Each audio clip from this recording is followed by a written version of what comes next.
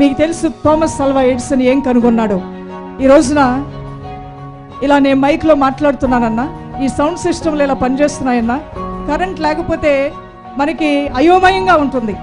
అయ్యో కరెంట్ రాలేదా, కరెంట్ రాలేదా, కరెంట్ లేకపోతే మిక్సీలు పనిచేయవు, కరెంట్ లేకపోతే ఫ్రిడ్జ్ పనిచేయదు, కరెంట్ లేకపోతే మన జీవితంలో సగ జీవితం కరెంటు మీద ఆధారపడి ఉంది.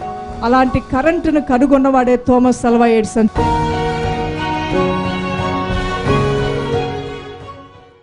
థామస్ అల్వా ఎడిసన్ చదువుకుంటూ ఉన్నప్పుడు టీచర్ ఒక కవర్లో లెటర్ పెట్టేది మీ అమ్మకి ఇవ్వమన్నదంట.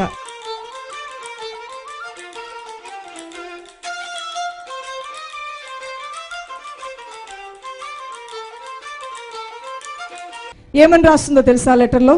Your son is mentally ill, we don't let him come to school anymore. మీ కుమారుడు మానసిక రోగి, ఈ అబ్బాయిని మేమెన్నటికీ స్కూల్లో ఇక రానివ్వము అని రాస్తుంది.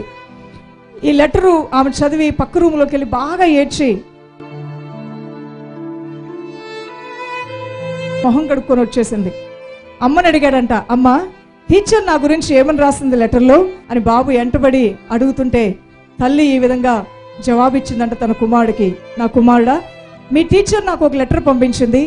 ఆ లెటర్లో నీ కుమారుడు చాలా జీనియస్, ఆయన బాగా చదువుతాడు, చాలా తెలివైన వాడు, మీలాంటి తెలియగలిగిన అబ్బాయికి వేరే స్కూల్లో జాయిన్ చేయండి అని చెప్పి వాళ్ళ తల్లి నెక్స్ట్ రోజు నుంచి స్కూలుకు పంపించడం మానేసి హోమ్ ఎడ్యుకేషన్ ఇచ్చిందంట. ఏ స్కూల్కి తన బిడ్డను పంపించలేదు, ఇంట్లోనే ఆమె విద్యాబుద్ధులు నేర్పించింది. థామస్ అల్వా ఎడిసన్ పెరిగి పెద్దవాడయ్యాడు. కాలగమనంలో తల్లి చనిపోయింది.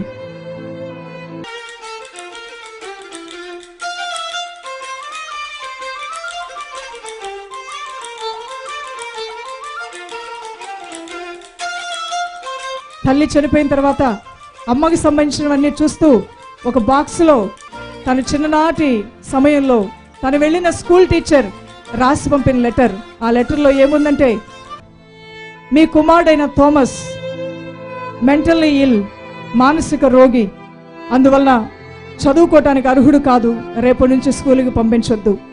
ఆ లెటర్ చూడగానే థామస్ అల్వా ఎడిసన్ 2 చేతుల్లో తన ముఖాన్ని పెట్టుకుని ఎక్కి ఎక్కి ఎక్కి ఎక్కి ఏడ్చాడు. అమ్మా, నేను ఒక మానసిక రోగిని నువ్వు నాతో చెప్పకుండా, నువ్వెన్నో గొప్ప కార్యాలు సాధిస్తావని నా రోగాన్ని నువ్వు నాకు చెప్పకుండా, నాకు తెలియనటువంటి ధైర్యాన్ని నాలో నూరిపోసి నా కొరకు నిత్యము ప్రార్థన చేసి నన్ను చర్చికి పంపించి నాకు జ్ఞానం నేర్పి ఆ దేవుని భక్తిలో నన్ను పెంచావు.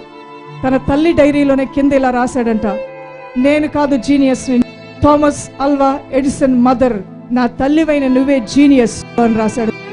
ఒక తల్లి తన బిడ్డలో ఉన్నటువంటి బలహీనతల గురించి మాట్లాడక, తన బిడ్డలో ఉన్నటువంటి రోగాన్ని గురించి పదే పదే జ్ఞాపకం తెచ్చుకోక, తన దేవుని మీద ఆధారపడి నా బిడ్డని ప్రపంచానికి ఆశీర్వాదకరంగా చేయి ప్రభు అని ఆమె ఎన్నో మార్లు ఏడ్చి ఆదివారం ఆరాధనలో చర్చిలో ప్రార్థన చేసేదంట.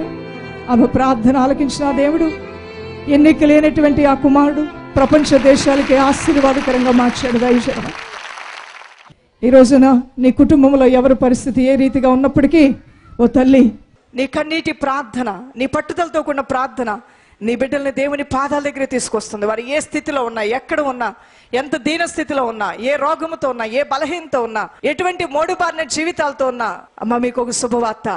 అనేక మంది తల్లులు వారి బిడ్డల కొరకు ప్రార్థన చేసి వారిని మరలా దేవుని యొక్క పాదాల దగ్గరకు నడిపించుకునేటువంటి శక్తిని వారు పొందుకోగలేంది. నీవు ఈ రోజున అది పొందుకోలేవా? నీ దేవుడు నీకు సహాయం చేయడా? నిశ్చయముగా చేస్తాడు.